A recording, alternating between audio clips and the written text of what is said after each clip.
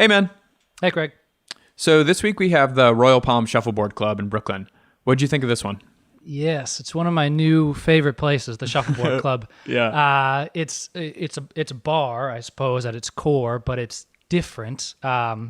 It's the biggest bar I've ever been to in Brooklyn. It's 17,000 square feet of Shuffleboard Club bar, and then they bring in food trucks for the food. So one day chairs. it'll be tacos, yeah, and one day it'll be something else. But it's cool. Like the two founders, Jonathan and Ashley, describe it as a hospitality hack because they went into it not knowing at all how to go about it, which is impressive when you go into the space because you walk in and you just imagine that it's someone that's done this several times before. Mm-hmm. It's well laid out. It's, the price is right. The vibe is right. It's really, really cool. Yeah. And I found it was really fun to go somewhere that feels very new. A lot of the people we normally talk to kind of run these older school companies, whereas, many of our friends are kind of interested in maybe opening up a coffee shop or a restaurant or something like that. And this kind of hits all those bases, and they're doing super well in a really expensive area. So I found it to be super fun. They talked to us about that. They said, we're not releasing numbers anymore because people are literally coming into the store and trying to figure out, or into the bar and trying to figure out, how to take our idea. They're being a little bit more protective nowadays, but it is what it is. Yeah, this is a great one. So enjoy. 8 million businesses around the world use MailChimp to send email newsletters. We are one of them. It's super easy. Even John can do it. So go to MailChimp.com and sign up. It's great. Yeah, dude.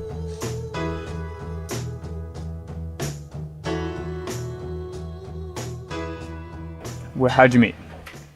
So we met because Jonathan was a fan of a cartoon that I was on, and he was watching a Nickelodeon a rerun. No. So I imagine a lot of your listeners are probably Daria fans. Sure. Maybe you guys are Daria fans. Yep. So Daria had a sister who was like the popular girl, Quinn, if you remember. Yeah. I was not her. Oh, okay. I was waiting for it. Quinn was the president of the fashion club, which was like 3 other bitchy skinny girls, right? Okay. And one of them was an Asian girl who talked like this. Okay. Quinn, you're so pretty, Quinn. And I thought that voice was hilarious, so I went on the IMDb and clicked on it, and turned out that the lead singer was, or the voice was the lead singer of my niece's favorite children's band. And so I Facebooked her, and now we've got a Shuffleboard Club. Yeah, that's pretty much. That's pretty much just how it happen goes. to live in the same town. Yeah. Okay. Somebody recently on Twitter credited me. This is big, with creating the pretty girl vocal fry phenomenon, which I think is kind of a horrible and great claim to fame. I'm sorry, world, but not bad, really. Yeah, that's very cool. Okay, so aside from watching Daria, what did you do? Okay, so I was a Flash developer. Okay. Which is something that people know because now they don't have it on their computers and they get little error messages. Right. Since 2007. Yeah, exactly. So I was doing that. I was DJing. I DJed for about 20 years. And I was teaching at NYU, so I was teaching programming there. But then Steve Jobs kind of came along and he's kind of ruined my Flash career by saying this is never going to be on an iPad or an iPhone. And I was like, dude, what do you, this is my guy, you know what I mean? I sat outside the Javits Center at 5 in the morning, for years going to these Macworld conferences. I had an Apple IIc. I'm and this is, they so just booted you. The guy No, that was a joke. That was a tech joke. We'll cut in a laugh track. The guy was gonna die. Then he came back to life. Then he killed my career. Then he died. I was what the fuck just happened? So I started making piñatas and destroying them. As one does. Yeah, yes, because I didn't know what to do with myself. Yeah. And then we went on a trip to Florida and played some shuffleboard and decided that it would be a pretty cool thing to do in Brooklyn. Okay. And now we have a 17,000 square foot ridiculous shuffleboard club. It's gigantic. If I had a nickel. Yeah. Haha. I've had people come in here. Somebody said to me once, "Wow, you can see the curvature of the earth in here. Like it's really In New quite York, something." for sure. Yeah. Yeah. So how did you go about figuring out how much money you needed to make this happen? That's a really good question.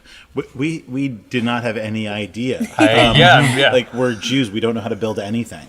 I never heard the term HVAC before. It's like, what is this thing and how come it costs so much money? You know, for your listeners that don't know, HVAC is heating, air conditioning, Ventilation. cooling. Yeah. And it costs a lot of money, you know? But it's something that nobody really ever sees. So we spent as much time as we could talking to people, everything from waiters and waitresses to architects or engineers or construction people. Pretty much anybody that would have coffee or tea with us, we would do that for a lot of months, and that was kind of what we did. And then, you know, it's sort of like getting into the Screen Actors Guild. There's no first step. So you need to have all the money to get the lease on a building, and you need to have a building in order to know how much money you need to raise, and you need to have architects and designers looking at, you know, there's no first step that really is clear. And we always think of our landlord as kind of our first investor, because he was willing to take a chance on us without us having the money raised or the business plan or anything. We just sort of sold him on it, and he was like, "I like you kids." He happened to be a self-made guy, and just kind of took a chance on us in a way that was really rare and gave us our big break that way. So you had no idea how much it would cost to make it all happen when you signed the lease? Yeah, I think that's accurate. I mean, it wasn't $100 million. But I mean, I think that we kind of had ideas of how much we hoped we could get it done for. Yeah. And then it cost twice that. And there's definitely a formula, and we had talked to enough contractors at that point who said you can expect to spend whatever $100 a square foot, $400 a square foot, and then you can kind of multiply that. So there's a rough sort of New York City number of how much per square foot something's going to cost. And then it's like, wow, we have 17,000 of those to multiply whatever that number is by, and how can we make that happen? So I can add to that a little bit in that, like, the number that people kick around is in like the $200 to $250 a square foot to build something in hospitality, and is that in New York or anywhere? Anywhere? It's like a New York thing. New York thing. Okay. And we were kind of like, but that doesn't apply to us. I mean, look at this place; it's really nothing. But we're going to pour some concrete. We're going to build a couple bars and some bathrooms. I wonder how that worked out. But the thing. Then we get back to this HVAC thing again, right? And things like that, where this is just how much it costs. And there's, even though there's nothing, these huge areas that we don't need any furniture there or there or there. It's just freaking concrete. What could cost money? The fact is that if you're going to heat this place and you're going to light this place and you're going to make electricity and you're going to like make it air conditioning and you're going to have plumbing, all of that stuff costs money, even though there's no fancy tables or chairs or furniture out on the shuffleboard courts. So we thought that we were going to be able to do it even cheaper than we did. In the end, we did it relatively cheaply. We still did pretty well. I mean, but if the flooring's $1 a square foot, you still need $17,000 worth of flooring before you pay anybody to lay it down. So like even things that you were like, oh my God, $1 a square foot, this is nothing. And then you're like, oh, but it's really quite something. Multiplication. Oh, yeah. Did anybody like sit you down and tell you? Because the first time I went to this place, I was fascinated by it. We didn't have the show at this point, I don't think. They may sit down and tell you the way that you do a bar in New York is you have as little floor space as possible and you sell as many drinks as possible and you get as many people kind of in and out there. This seems to break a lot of those rules. Basically, people stay, they play shuffleboard, and it's a big space. A lot of it's not utilized by drinking. Yeah, I mean, I think that if when we think of this place, we kind of think of it as a hospitality hack. You know what I mean? The fact is that Ashley and I aren't big drinkers. We love food, but we know that we don't know how to cook food for 400 people at a time. You know what I mean? And so much of what we valued in terms of fun and in terms of hospitality weren't the things that bars and restaurants were doing. Like, and we always talked about like, oh, we're going to have like waitress service at all the tables. I was like, no, I just want to be able to go to the bar and grab myself a drink and sit down at a table. I don't want to have to sit at that table because the waitress is going to drop a check. You're in the wrong spot to do this. Yeah. And like the idea of the food truck is probably the biggest hack of the whole thing. Which is, you know, rather than doing a restaurant in here, we drive a food truck in and change them out every night, which allows us to sort of get incredible variety and also keep the price down. And again, just make it fun, right? Just you're hungry, walk up and get some tacos. Don't order $14 mozzarella sticks and have to sit there and wait at your table for, 45 minutes for them to come. We wanted movement. We wanted all of those things. And some of that came from talking to people ahead of time and just figuring out, like people were saying, look, if you can stay away from food, stay away from food. You know, it's complicated and it's messy and it's back of house and it's expensive and it's waste and it's permits and things that we really sideswiped by being able to use the food truck situation. And I think in general, our approach has been very different than a lot of hospitality projects where we want people to hang out and linger. And, you know, it's great if they buy a drink, but we're okay with them. Like that's part of what makes this place feel good is people being here and having fun, and that doesn't necessarily mean maximizing each square foot with how much money we can make per person. And even our price point at the bar, we purposefully made as affordable as we could manage to. How much is a beer here?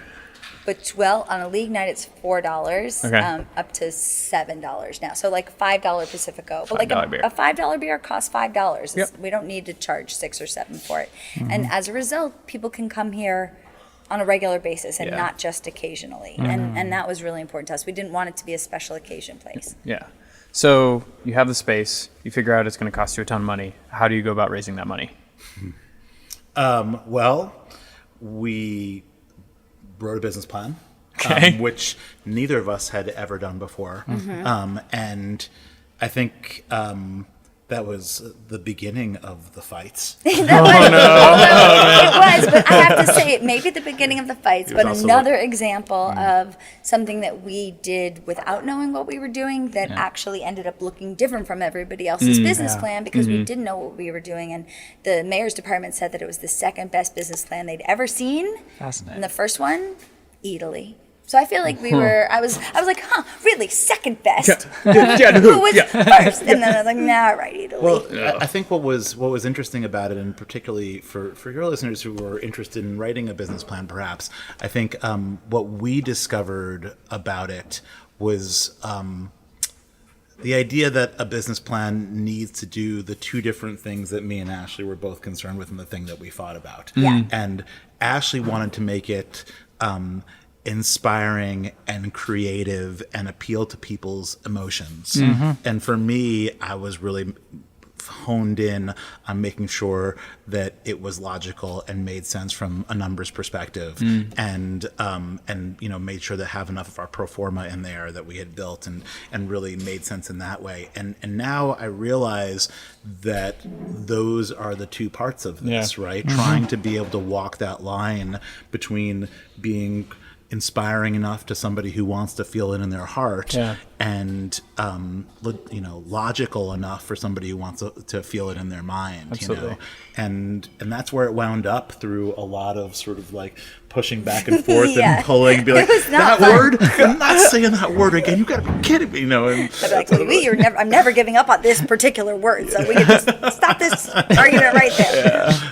So I think that that was actually looking back on it, it was a really, really great exercise and something that I'm really happy that we did. Totally. And the business plan never really ended. We were tweaking and tweaking up until the end. The whole time. I think one of the things that was interesting about it, and I was going to talk about like the staffing part of it, right? It's like we started out and we wrote this whole thing, and then we buried mine and Ashley's bio at the end. You know what I mean? Because we're not qualified. Exactly. We're like voiceover, voiceover actress and a pinata maker. Give us some millions of dollars. Right. But as we were going along, we found great great architects and Yeah. great engineers and great designers and great project managers and great construction people, and we kept adding them to the bottom. bios, right? On top of you. And well, actually, it was after us, but still, we kept adding them, and then eventually we got to a point where somebody was like, I read your business plan. You've got all these incredible bios. It's all the way buried in the back, and we're like, oh wow. I guess we kind of arrived in some sort of way, and we moved all the bios up to the front Right. once cool. we sort of gathered that team. Because Yeah. I think we ended up working with people that were way beyond our sort of level of expertise. Right. We were able to amass a really crackerjack professional team Yeah. that was they were excited and interested in the idea, and it felt new and fresh to them, and so they were willing to sign on to work you with get us. them on, and like, how does that agreement work between you and them before you have the money? Just like cut off some fingers. All right, give them a sweet That's- pink yeah. T-shirt, a polo shirt. Fingers. Yeah, right. Slowly. Exactly. Yeah. No, I think that people were inspired by the opportunity to do something Yeah. that hasn't been done before. Yeah. And I think that was a really big thing for a lot of the people that signed on for this. They had done a lot of really, really incredible work, and they saw an opportunity to do something new. Cool. Also, we ended up hiring hotel designers versus like bar and restaurant designers. Okay. And that was a deliberate decision because we really wanted this place. When you go into a hotel lobby, you need to, or even just a hotel in general, you have to feel at home right away. You don't have time to not feel comfortable in a space.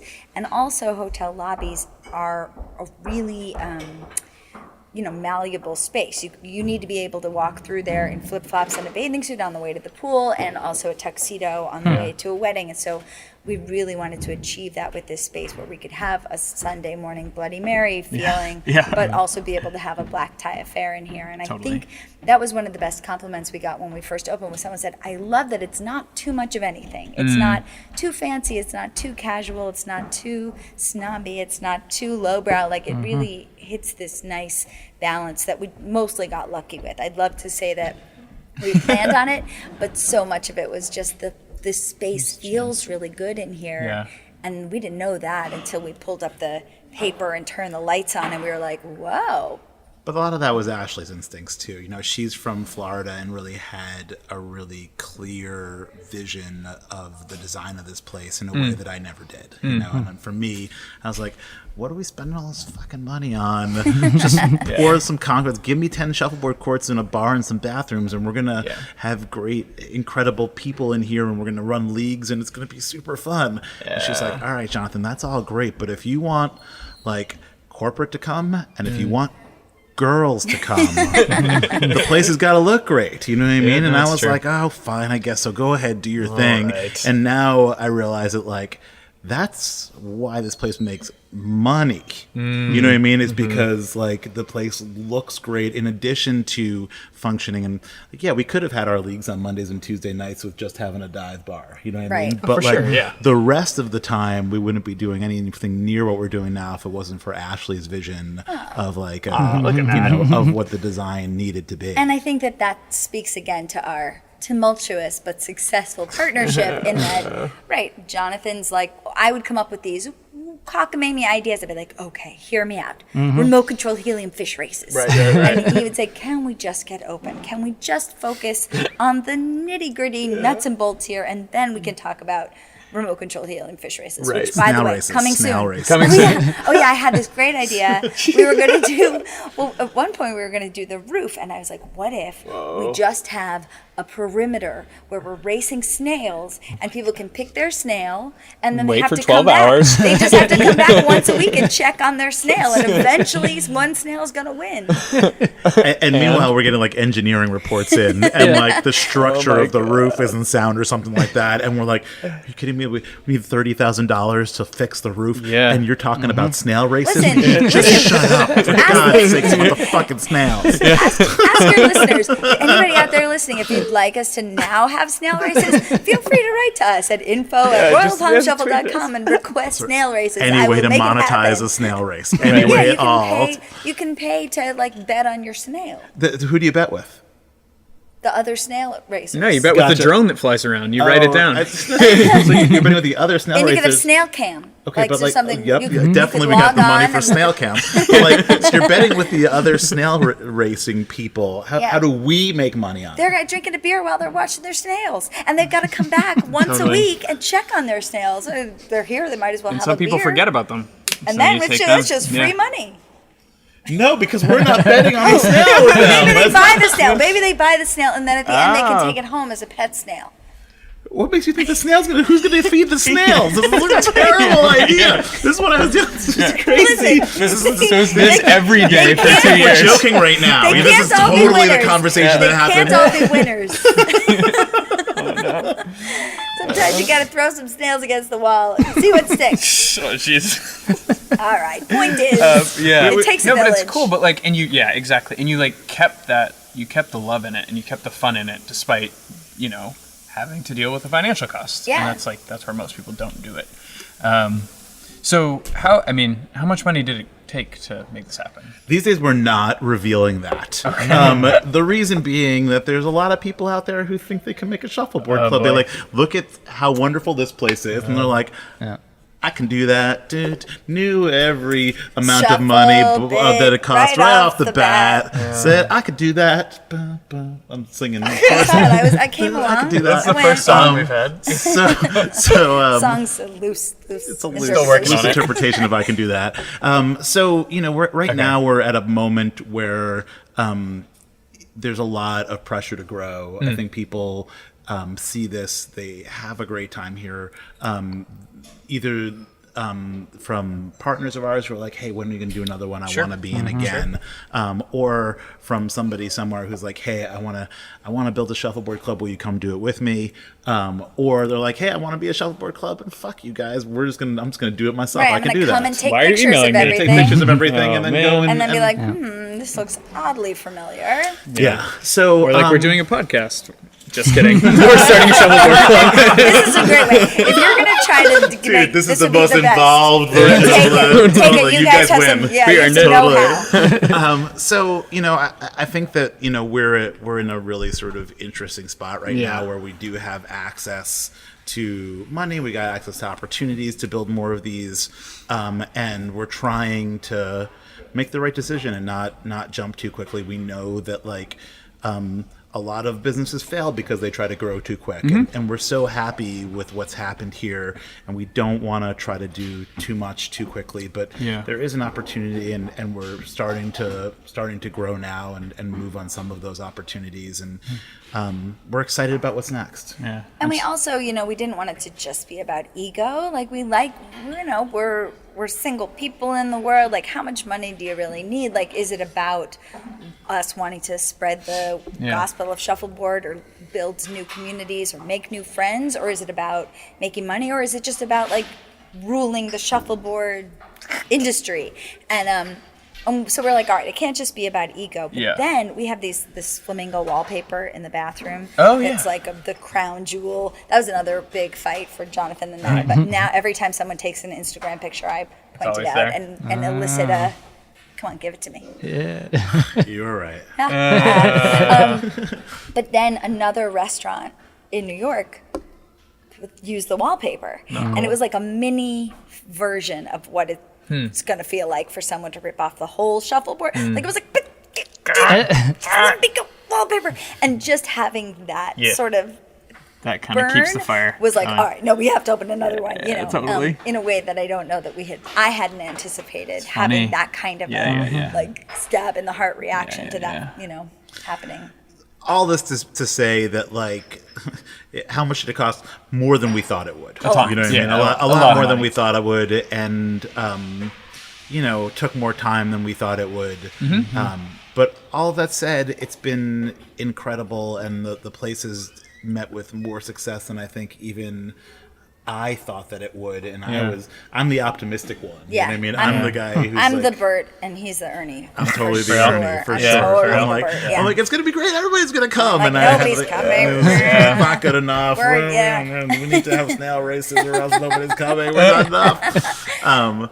So we're thrilled. I think that so much of it comes from these incredible neighborhoods that Totally. have embraced. Well, because that's what I wanted to talk about when it Yeah. comes to like new cities. I mean, like John and I lived in New York, or John still lives here, and like you can pick this neighborhood when you live here because you're like, oh, I got the vibe. Right. My buddy moves over there, my other buddy moves over there, and you're like, boom, put it here. Yeah. How do you do that when you go to a new city? It's a really It's good question. scary, I don't yeah. know. We're trying to figure out the answer to that, but I think Right that now, yeah. Yeah. we're right in the process of figuring out that answer. I think that you go and visit and you try to feel it. you Yeah, know, just get the and, vibe. Yeah. Yeah. I mean, I think we got lucky, and a lot of things went Totally. right here. That Totally. it's scary to think about how many things need to go right to make this work somewhere else. And I Mm-hmm. think when we see other people trying to Yeah. do it, we're like, you have no idea how many things need to go right. Mm-hmm. And I think because we've sort of tried as much as we can to quantify what that is, we know what we're looking for in another place, but we won't know until we really get on the ground and really Yeah. try to get to know the people and feel, and it's scary. Yeah. Luckily, we have a ton of brand ambassadors now. We have people who've come and visited. We have my people in our gosh. leagues. We have 120 teams in our leagues, about 1,000 people playing on Monday and Tuesday nights, and those That's so people cool. are from all over the country. They live in New York, but they've got family, they've got friends, so they can say to us, oh my gosh, you have to go talk to my cousin who lives here. And Okay. we're able to harness that a little bit, but we won't know till we get there. Until you get it going. If it's really going to. So you've gone out to look at new spaces to this point? Oh yeah, much. Yeah. How many have you gone? How many have you looked at?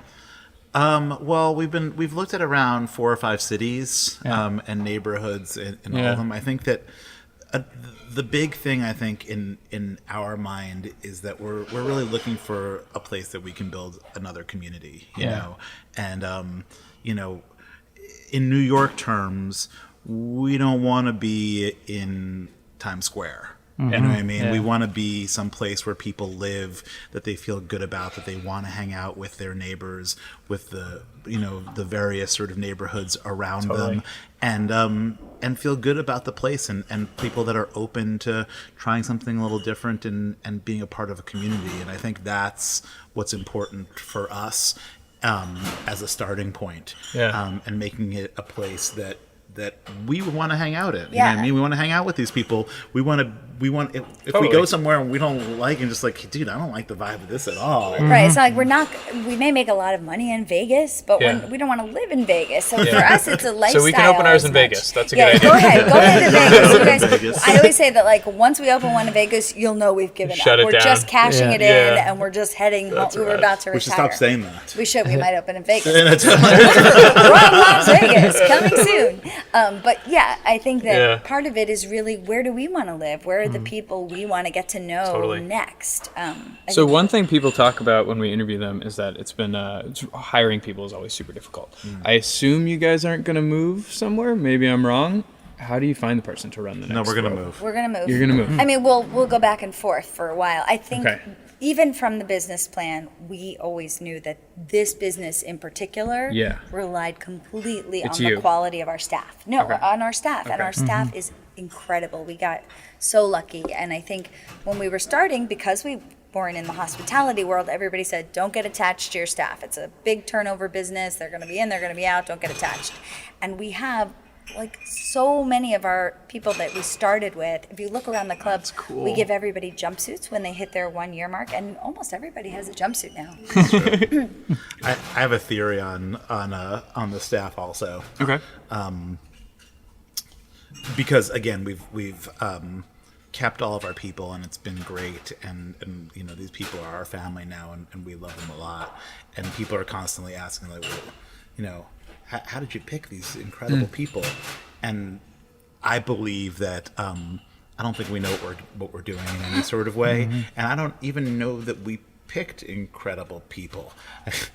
Not to say that these people aren't great. Look at them, they're They're fantastic. They're working so hard. You know what I mean? But I think that they're making great money and we don't treat them like assholes. It's You know a what fun I mean? place to be. Like I think okay. they would stick around even if they were just making great money. I don't think so. Well, I disagree. Let me finish the concept here. though. Okay. All right. I think that like the place's success and people being able, like, those two things together basically really, really mean a lot. It's like people don't want to be treated like assholes, and they just want to make good money. If you're doing those things, and the place can provide somebody with that, and you're not treating them like assholes, they're going to hang out. I disagree. I mean, Okay, I go agree. ahead. I agree with that. Go ahead. But I think that we have a lot of other special things going on. One is that we really don't have a hierarchy here. So, like, a lot of places, there's a caste system, right? The porters are the porters, and the security guards are the security guards. And for some reason, everybody here, partially because they get moved up and people get moved around in positions, and we treat everybody as an equal and vital member of what makes the evening happen versus just the person cleaning the bathrooms. Like everybody's helping everybody. And then on the weekends, they all go to the beach together, you know, at the end of the night, the security guard and the porters and the bartenders and the servers, like everybody's hanging out and going to the bar afterwards. There really isn't any, I'm better than you because I'm making more money than you, or I have a more high profile job. And so I think And that's I would part group of it. that into not treating them like assholes. Yes, for sure. That's For like sure. definitely But- not treating them like for assholes. sure. Part of it. But I think that in hospitality, that's a very rare setup. Totally. Yes. Yeah. Completely. And I Yes. think in that- any job, that's a really rare. Yeah, setup. super. Yeah. How do you guys deal with tipping? Because I was just listening to a podcast and they were talking about there's the front staff and the back staff, and there's this Yeah. kind of that divide So basically here- because Yeah. some people get tips and some people don't. Here's the wisdom of our whole place. Is that like we don't really have much of a back of house, Right. Like because we don't have chefs back there. Yeah. Pretty much, almost everybody that's working is out here on the floor. You know what I mean? And people are part of the tip pool. You know what I mean? So we don't really deal with the same front of house, back of house problems that traditional restaurants do. And the people who are hourly, we make sure to pay them a wage Yeah. that doesn't make them feel like they wished they were a tipped employer. It's Yeah. that much of a disparity that they're really like resentful of where they are in their job. Yeah. Also, the other thing which I think is rare in hospitality, and I think that that's from us too, is that I worked in restaurants when I was younger, and there was sort of this undertone of like sexuality and drama and yeah. all of this stuff, and there's none of that here. Like, it's very fraternal, and the girls are nice to each other, and the girls and the guys all hang out, and it's very sort of wholesome in a way It that I does feel think like a sibling type relationship with everybody. with a lot of these people. Yeah, right? it's Doesn't not it? like this sort of incestuous, sexy Yeah. thing. There's Yeah. nothing sexy The about only it. problem is that they started calling us mom and dad. Oh yeah, Jonathan. I'm fine with it. Jonathan's not I okay am with it. not cool being called dad. It is pretty funny though. I'm only 43. I'm the oldest one here by so much. So weird to be a fucking old guy. But if she's mom and I'm dad, well then they're all friggin' brothers and sisters. Right, Yeah, and for it's sure. really nice. It's really, there's something super, sort of on the up and up about it that totally. I think is rare. And when we're looking to find people, it's hard to find people in the industry that have that mentality. I think it's when we're looking for a general manager, so much of it is this kind of sceney world that Yeah. we're really not a part of. Yeah, it's we've always tried to be this sort of like anti nightclub, right? Like it was always our big thing was like, we don't care what you're wearing. There's no velvet rope outside. If you're 21, come on in. You know what I Yeah. mean? There's never, not once has there been a cover to get into our place. You can always just come here and hang out and have a good time and sort of leave all of the sort of sceney New York stuff Pretense, all yeah. behind. bullshit, I remember yeah. even when we were. One of those many meetings we were taking, I met with like kind of a maybe he used to be like a manager at APT. You know what I Okay. mean? Back in the meatpacking What's- district. What's What's APT? We don't know what It that was is. like a Cool it was guy? a really cool like fun dance Is that the party American in the Ballet Theater? no, there's No. so called apartment basically or APT in the West Village. Oh, yeah, I know And- that place. No, no, Is, it was is that the one in the meatpacking. basement? Like the Yeah. one under Bill's Burgers? No, that's a No, the it one- was closer to what was the name of the cool diner? Florent.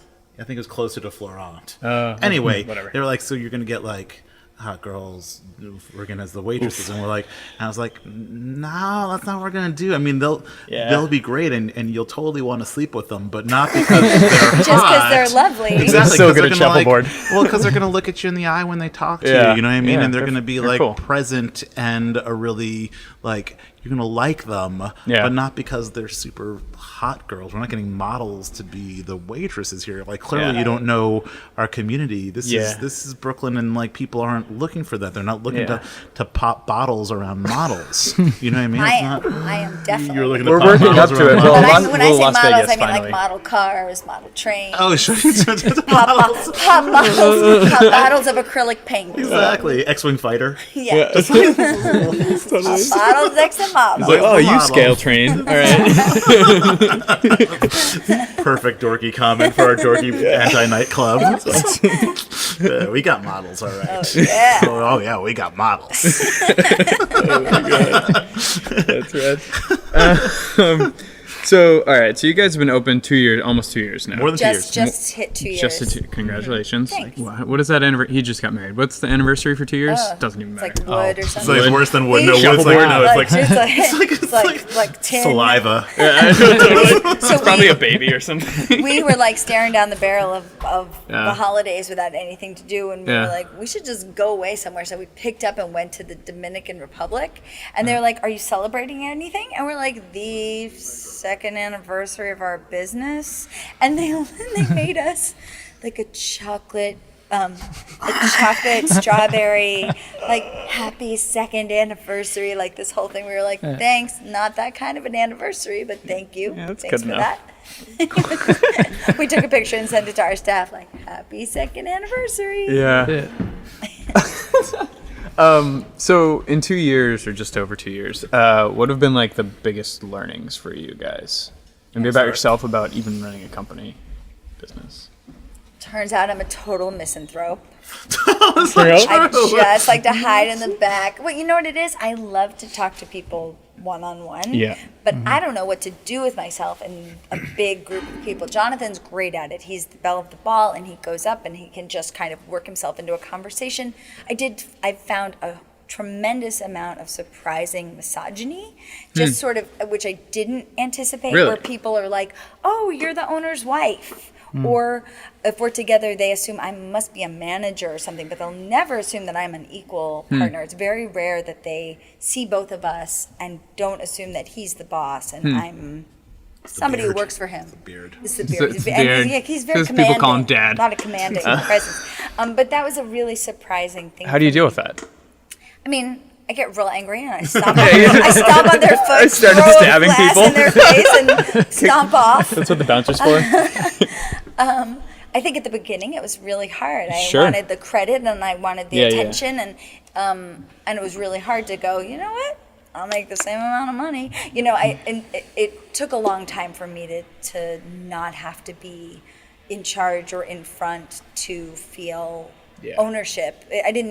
To understand that just because no one else knew I was the owner didn't mean I wasn't the owner. Yeah. And find our own spaces, find what we're good at and be able to shine in those roles. I think that was a real challenge that I think we've settled into in a pretty good way now. I think we're both really strong-headed people and we tend to steamroll, and so if we're working against each other, it's easy to steamroll, and I think we've sort of learned to maybe, Kind of like trust each other. yeah, a little bit, I think Yeah. so.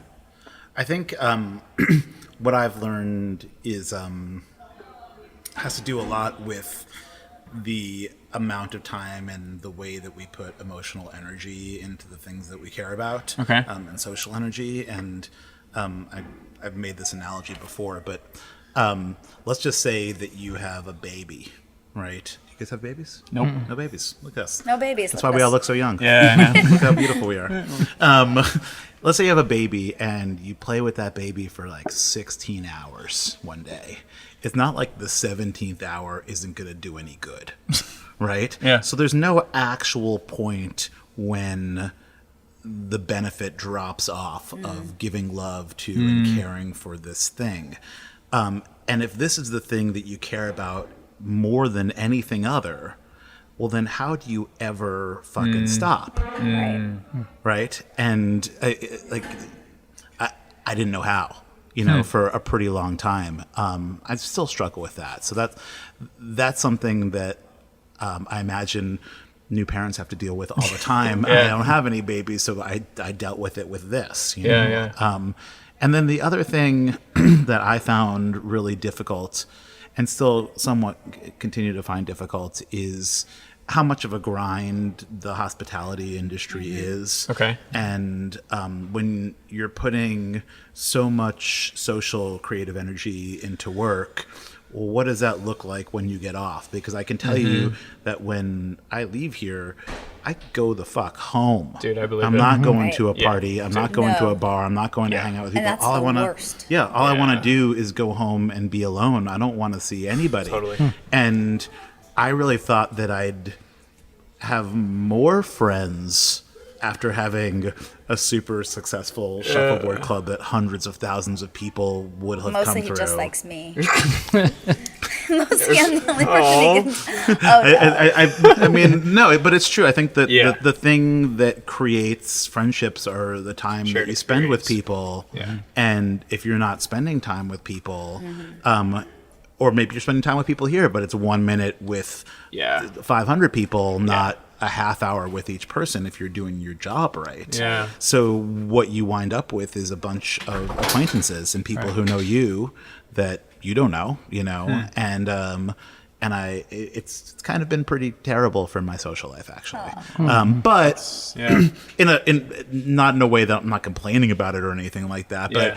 I don't think it's what I thought that it was going to be in that way. You know? So if someone were to be not starting a shuffleboard club, maybe starting a shuffleboard club, but starting their own company, what would you tell them, and how would you tell them to kind of like mitigate against something like that? Or is it impossible? Well, I mean, I think that we're talking about a hospitality company or another type of company, because I don't think that necessarily holds if Talk you're about starting up a law hospitality firm. company. Okay. Yeah, because it's your experience. I guess what I would say is to make sure that you set aside time for yourself. You know what I mean, and find really great managers the sooner that you can feel comfortable leaving and taking time off and getting space from it, the better. And I would say that think about what that actual job is. I feel like kids who want to be basketball players, Yeah.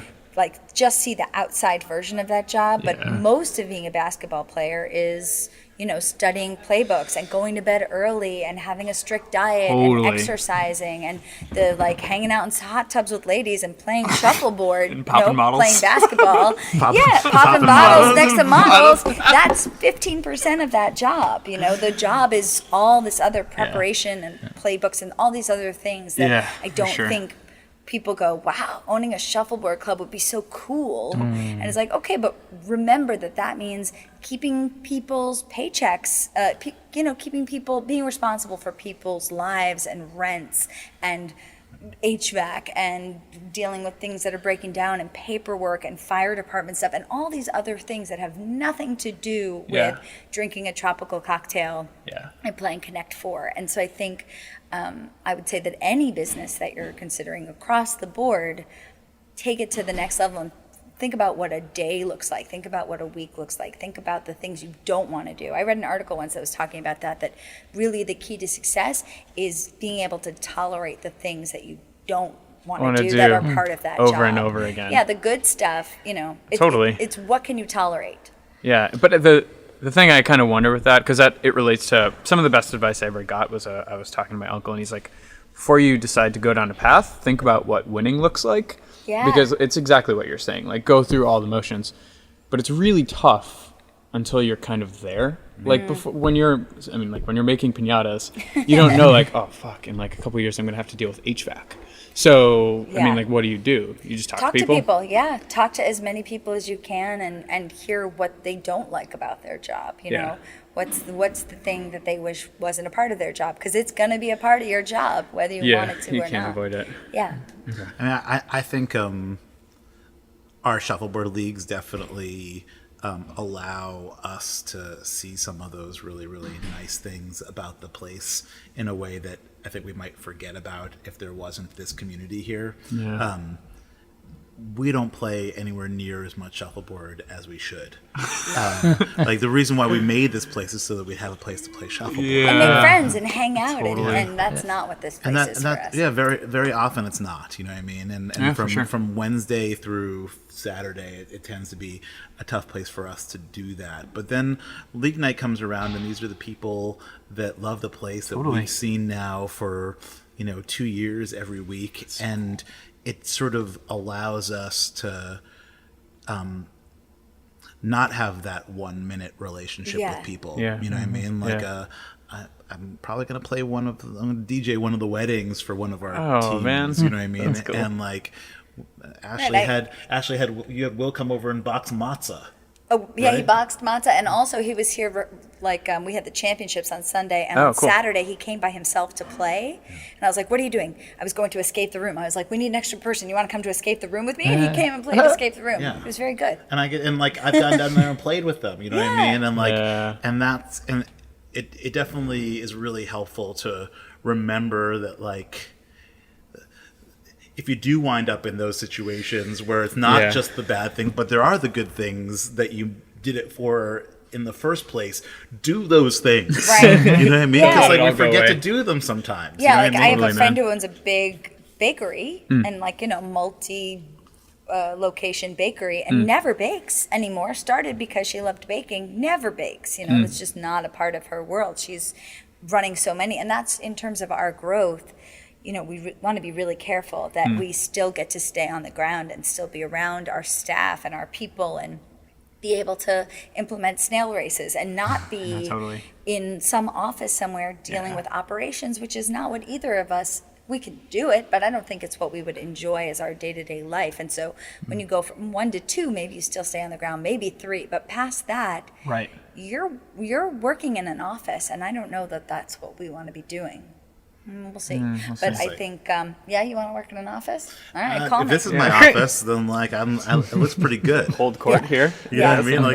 But if it's Sorry. I mean, the other thing that makes this, I think, kind of special is that which we haven't discussed at all, is how much we really love the game, and how much it's become a part of our lives, and being a part of the professional shuffleboard community is an incredible thing to be a part of, and so many of the best players in the world we're honored to call friends, and that's pretty cool. Named drinks after them, and like people don't even know that Earl Ball is a person.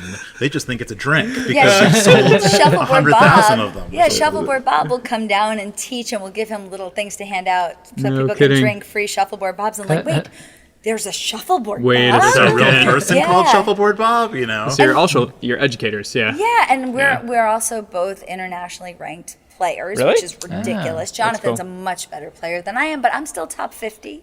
I'm still in there. I'm number 23 in the world. No way. I'm For real? 42, yeah. Good for you guys. But that was something we didn't do until we started embarking on this crazy thing, and now we go and we're part of this international community of shuffleboard players, most of which are well above 50, 60, 70 years old. I mean, I'm the hottest girl for miles. I'm like in my 40s, and they're like, even more ridiculously, I'm the hottest guy. Oh, man.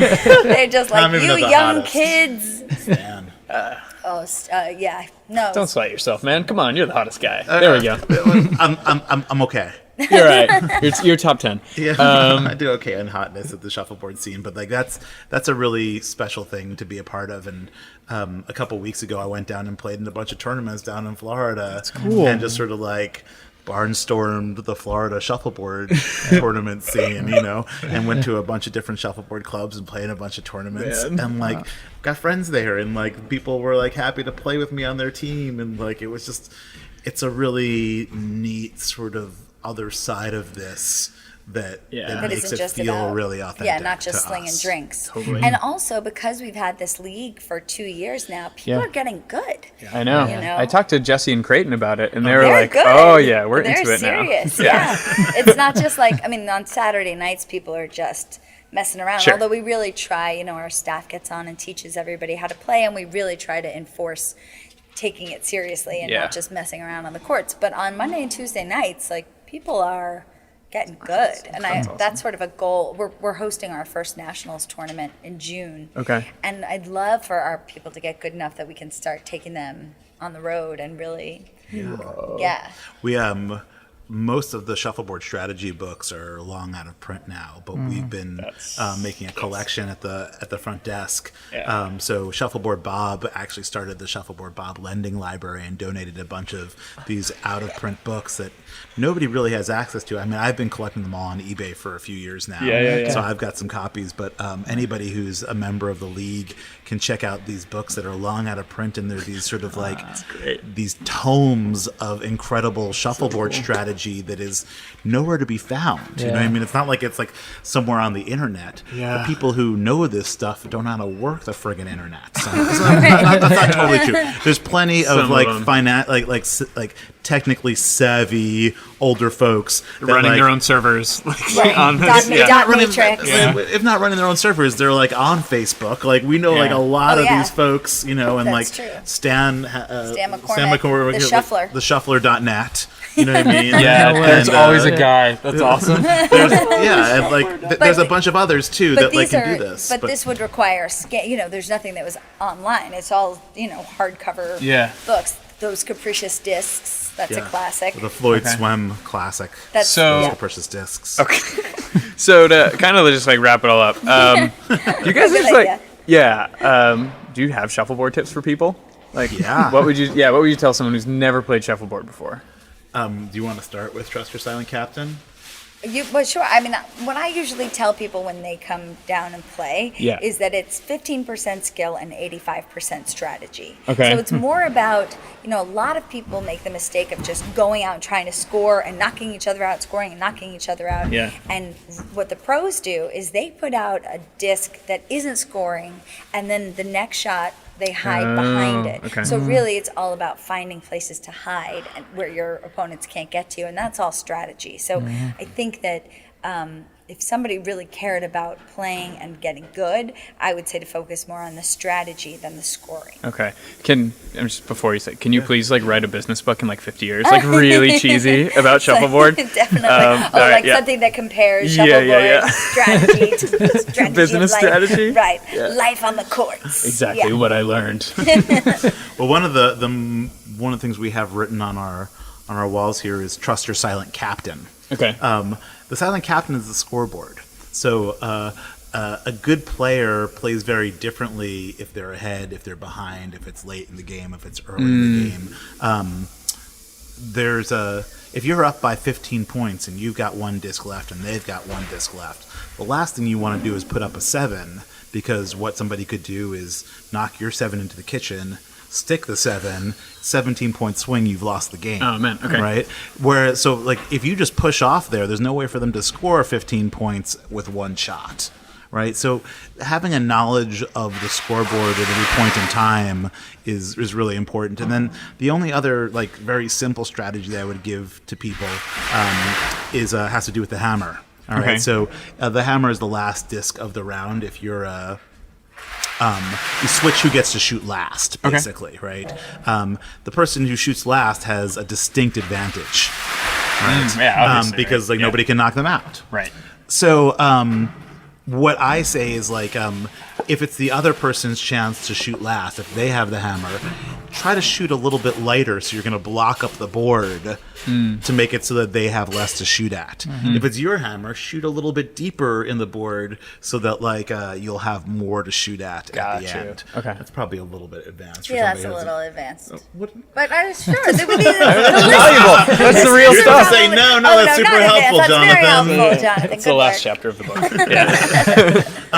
More than anything, though, to put a bow on the whole thing, I think that, more than winning at shuffleboard, I think that this place is about having fun. Yeah. And fun is if there's one sort of word that we try to always kind of come back to, it's fun and what's fun and trying to create fun for people here. Totally. And I think if we can sort of continue to create fun for people, we know that we're doing our jobs right. Yeah. Mm-hmm. Yeah. So I guess what we mean is the shuffleboard tip is win, because that's fun. Fun to win. Well, I mean, Hear that's that, all the thing, you right? losers? It's like, Nobody likes a loser. Yeah. most of what goes on here is not super competitive Yeah. shuffleboard. Yeah. You know what I mean? It's a Yeah. bunch of for sure. friends who come in and like they're playing the game and they want to win, but like they're not really that concerned with the strategy.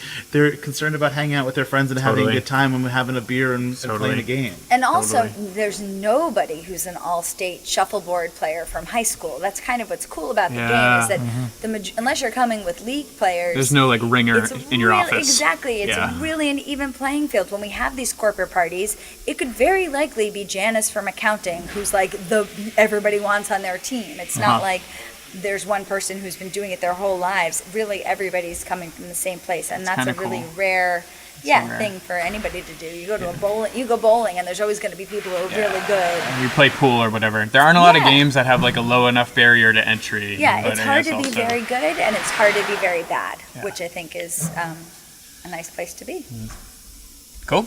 That's Cool. awesome. Done. Yeah, thanks, guys. Fantastic. Hey, Thank thanks you. so much. This was like a lot of fun. Absolutely.